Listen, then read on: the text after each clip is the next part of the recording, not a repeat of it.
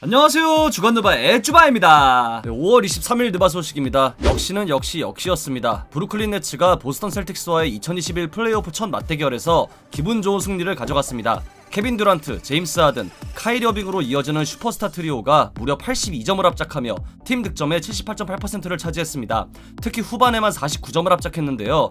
이는 보스턴이 기록한 후반 40점보다 많은 득점으로 말 그대로 재능으로 상대를 압살해버린 경기였습니다. 가장 돋보이는 활약을 보인 케빈 듀란트는 2019년 6월 11일 NBA 파이널 5차전 이후 거의 2년 만에 플레이오프 무대에 복귀했는데요. 1쿼터 당시 야투난조에 시달렸지만 3쿼터에만 13점을 넣었고 적극적인 자유투 획득으로 본인의 리듬을 찾는 데 성공했습니다. 아킬레스 파열, 오랜만에 치르는 플레이오프라는 페널티는 듀란트에겐 허용되지 않는 내용입니다. 카이리 어빙 역시 후반에만 20점을, 제임스 하든도 트리플 더블에 가까운 기록을 세운 가운데 농구를 잘하기 위한 가장 큰 요소는 재능이라는 걸 보여준 세 선수가 2차전에서는 또 어떤 활약을 보여줄지 기대됩니다.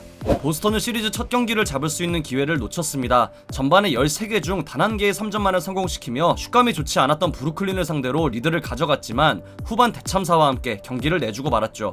캔바 워커가 작년 플레이오프에서 보였던 익숙한 경기력과 함께 제일런 브라운의 공백을 전혀 메워주지 못했고 에이스 제이슨 테이텀도 후반 들어 강해진 브루클린의 수비에 고전하며 4쿼터에 단 2개의 슈팅만 던지며 변수를 만들어내지 못했습니다. 그래도 로버트 윌리엄스 3세가 페인트존에서 무시무시한 수비력을 과시하며 가능성을 보인 건 고무적인 소식입니다. 9개의 블락은 플레이오프 기준 역대 공동 4위이자 구단 최다 기록입니다. 지략가 브래드 스티븐슨 감독이 과연 2차전에는 어떤 전략을 들고 나와 브루클린을 공략할지 기대됩니다. LA 클리퍼스가 댈러스 매버릭스와의 시리즈 첫 경기에서 패했습니다. 당연히 경기에서 지는 건 있을 수 있는 일이지만 그 과정에서 큰 문제점을 발견할 수 있었는데요. 바로 클러치 울렁증입니다. 클리퍼스는 경기 종료 3분 12초 전 폴 조지가 자유투로 동점을 만든 이후 펼쳐진 마지막 접전 상황에서 단 3점을 기록하는 데 그치며 경기를 내주고 말았습니다. 작년 플레이오프를 생각해본다면 이게 단순한 문제라고 말하기 어렵죠. 클리퍼스는 작년 플레이오프 당시 덴버 너게츠의 3대1로 리드하고 있는 상황임에도 남은 3경기에서 정말 말도 안 될 정도로 똑같은 실수를 반복하며 내리 3연패를 당하고 2라운드에서 탈락하고 말았습니다. 그 실수가 바로 클러치 상황에서 역전을 허용하며 자멸한 것인데요. 오늘도 이 실수를 반복한 클리퍼스 입장에선 최악의 결과입니다. 카와이 레너드는 경기 후 인터뷰를 통해 선수들이 꽤 괜찮았고 아무도 실망하지 않았으며 아무도 지고 싶어하지 않고 본인들을 믿고 있다고 했습니다. 폴 조지 역시 어떤 경기를 치르든 최후의 팀이 되고 싶고 2차전에선 더 나아진 모습을 보일 거라고 했는데요. 무엇보다 접전 상황에서의 집중력을 반드시 끌어올릴 필요가 있겠습니다. 댈러스는 작년 플레이오프에서의 패배를 잊지 않고 1차전에서 복수에 성공했습니다. 루카 돈치치가 1쿼터부터 12점을 적립하며 플레이오프 통산 3번째 트리플 더블을 달성했고 비록 4쿼터에 단 1점에 그치는 부진을 보이긴 했지만 다른 선수들이 맹활약하며 플레이오프 첫 경기를 기분 좋게 잡아냈습니다. 2차전에서도 좋은 결과를 얻어 가벼운 마음으로 홈구장에 돌아갈 수 있을지 다음 경기가 기대됩니다. 댈러스가 클리퍼스를 상대로 1차전 복수에 성공했다면 미러키 벅스 역시 마이애미 히트를 상대로 1차전 복수에 성공했습니다. 연장까지 가는 접전 끝에 크리스 미들턴이 멋진 위닝샷을 성공시켰는데요. 양팀 모두 굉장히 부진한 경기로 사이다가 필요했던 경기였습니다. 특히 마이애미의 1옵션 지미 버틀러가 고구마를 10개는 먹은 듯한 슛감을 선보이며 무려 3점을 5개만 성공시킨 미러키를 끝내 잡아내지 못하며 시리즈 첫 경기를 내주고 말았습니다. 부진은 물론 팀 패배까지 막지 못한 버틀러가 오늘 밤새 연습할 수도 있는 만큼 2차전이 기대됩니다. 포틀랜드 트레일 블레이저스가 덴버 너게츠와의 1차전에서 기분 좋은 승리를 차지했습니다. MVP 수상이 유력한 니콜라 요키치와 리그 탑티어 포인트 가드 데미안 릴라드의 자존심 대결이었고 간단하게 말해서 요키치가 기록한 어시스트는 1개, 릴라드는 무려 13개를 기록하며 판정승을 거뒀는데요. 이 요키치의 패스에서 파생된 덴버의 야투 성공률은 10%, 릴라드의 패스에서 파생된 포틀랜드의 야투 성공률은 무려 87%에 달했습니다. 여기에 부진을 겪던 유서프 너키치가 플레이오프 모드에 돌입해 요키치 방면 수비를 훌륭하게 해낸 것도 고무적인 부분이 되겠네요. 덴버는 백코트 생산력에서 말 그대로 완패를 당했는데요. 벤치에서 목이 터져라 응원하던 자말 머레이가 너무나도 그리운 경기였습니다. 2차전에서 새로운 변수를 찾지 못한다면 시리즈가 조기 마감될 수도 있는 만큼 덴버의 반격을 기대해 보겠습니다. 플레인 토너먼트에서 인디애나 페이서스에 패하며 시즌을 마감한 샬럿 호네츠가 오프시즌 센터 포지션 영입에 집중할 거라고 합니다. 미치 컵책 단장은 림 프로텍팅과 리바운드 사수를 위한 빅맨 영입을 원하고 있다고 하는데요. 시카고 불스의 데니얼 타이스가 후보로 거론되고 있다고 합니다. 라멜로 볼이라는 미래의 스타 플레이어를 보유한 가운데 샬럿이 오프시즌 어떤 영입을 시도할지 지켜봐야겠습니다. LA 레이커스의 르브론 제임스가 데킬라 브랜드 홍보 행사에 참석해 프로토콜을 위반했다고 합니다. ESPN의 데이브 맥메나민에 따르면 이는 레이커스와 골든 스테이트의 플레인 토너먼트 전에 일어난 일이고 행사에 참여한 사람들은 모두 백신 접종을 했거나 테스트에서 음성을 받았다고 하는데요. 르브론은 백신 접종 여부를 밝히지 않았으며 검사에 대한 정보도 제공하지 않았기에 규정을 위반한 것으로 보입니다. 르브론은 본인이 코트 밖에서 하는 모든 일은 가족의 건강과 안전을 위한 것이며 팀원들에게 도움이 될 수 있는 일은 본인의 몸을 잘 돌보는 거라고 했습니다.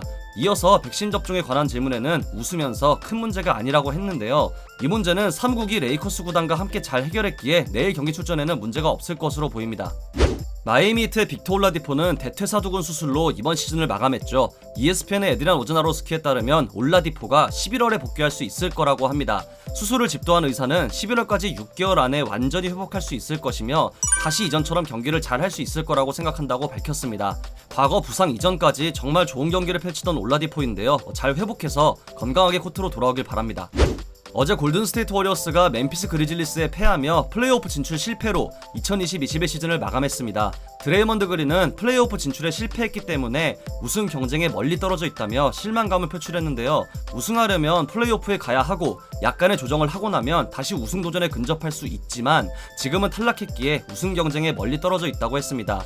오프시즌 팀 로스터 강화에 적극적으로 참여하겠다고도 한 그린인데요. 일단 슛 연습 좀 하면 좋겠네요. 클레이 탐슨은 전방 십자인대 파열에 이어 아킬레스건 파열까지 당하며 이번 시즌 경기에 뛰지 못했죠. 스플래시 브라더스의 한 축을 담당하고 있는 탐슨의 공백은 대체 불가였고 이번 시즌 스테픈 커리의 활약을 생각한다면 더욱더 탐슨의 공백이 아쉬울 뿐이었죠. 탐슨은 인스타그램을 통해 팀원들이 자랑스럽고 이번 시즌 많은 역경을 겪었지만 다음 시즌 또 다른 도전을 할 거라며 현 상황에 긍정적이라는 내용의 글을 올렸습니다. 누구보다 경기에 뛰고 싶었을 탐슨인데요. 건강하게 복귀해 다음 시즌 좋은 모습을 보여주길 바랍니다. 오프시즌 제한적 FA가 되는 시카고 불스의 라우리 마카넨이 댈러스 매버릭스에서 뛰는 걸 선호한다고 합니다. 시카고 선 타임즈의 조 콜리에 따르면 마카넨이 루카 돈치치와 크리스탑스 포르징기스와 함께 댈러스에서 뛰는 걸 선호하고 댈러스는 다음 시즌 셀러리캡 여유가 제법 있어서 영입이 가능하겠지만 포르징기스와 매우 흡사한 마카넨의 플레이 스타일이 과연 댈러스에게 필요할지가 의문이라고 하네요.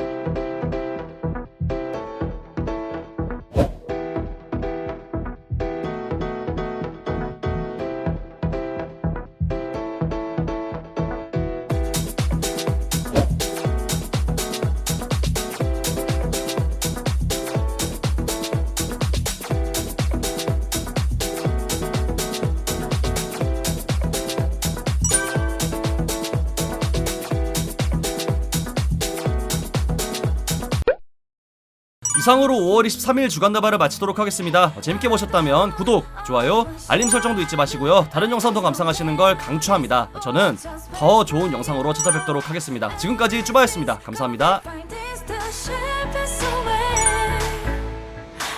together